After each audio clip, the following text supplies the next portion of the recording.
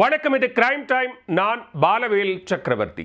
சத்தீஸ்கர் மாநிலத்தில் கடத்தப்பட்ட குழந்தை 13 நாட்களுக்கு பின்னர் கும்பகோணத்தில் மீட்கப்பட்டுள்ளது.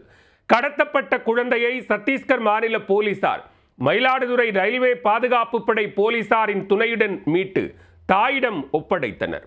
குழந்தை கடத்தல்காரர் சிக்கியது எப்படி?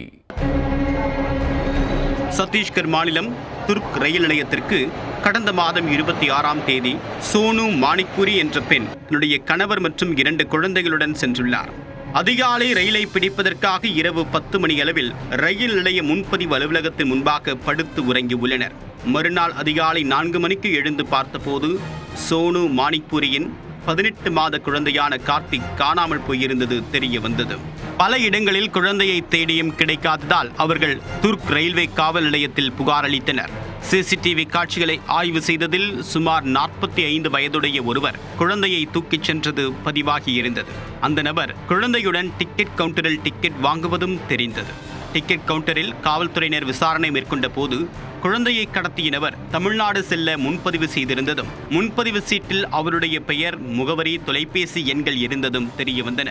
விசாரணையில் குழந்தையை கடத்தியது தஞ்சாவூரை சேர்ந்த ஆறுமுகம் என்பது தெரிய வந்தது. அவருடைய செல்போன் எண்ணை வைத்து நடத்தப்பட்ட விசாரணையில் திருவிடைமருதூர் அருகே திருநீலக்குடியில் ஆறுமுகம் இருப்பதை போலீசார் கண்டுபிடித்தனர். அதைத் தொடர்ந்து சத்தீஸ்கர் மாநில போலீசார் மற்றும் குழந்தையின் பெற்றோர் கடந்த புதன்கிழமை அன்று திருவிடைமருதூருக்கு வந்தனர். திருவிடைமருதூர் காவல்துறையினர் உதவியுடன் ஆறுமுகத்தை தேடி திருநீலக்குடி அருகே சாத்தனூர் சந்திரன் தெருவில் உள்ள அவருடைய வீட்டுக்கு போலீசார் சென்றபோது ஆறுமுகம் அங்கு இல்லை. விசாரணையில் ஆறுமுகம் சீர்காழியில் உள்ள உறவினர் வீட்டில் இருப்பது தெரியவர போலீசார் அங்கு சென்று ஆறுமுகத்தை சுற்றி வளைத்து பிடித்தனர்.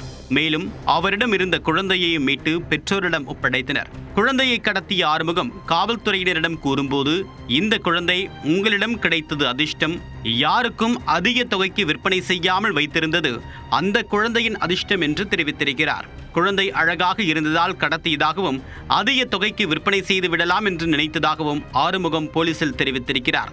கடத்தல் குழந்தையுடன் உறவினர் வீட்டுக்கு சென்ற ஆறுமுகத்தை வீட்டிற்குள் அனுமதிக்காமல் குழந்தையை விட்டு வாருங்கள் என்று தெரிவித்துள்ளனர். குழந்தையை கடத்திய ஆறுமுகத்தை கைது செய்த சத்தீஸ்கர் மாநில போலீசார் அவரை ரயில் மூலமாக சத்தீஸ்கருக்கு அழைத்து சென்று சிறையில் அடைத்துள்ளனர்.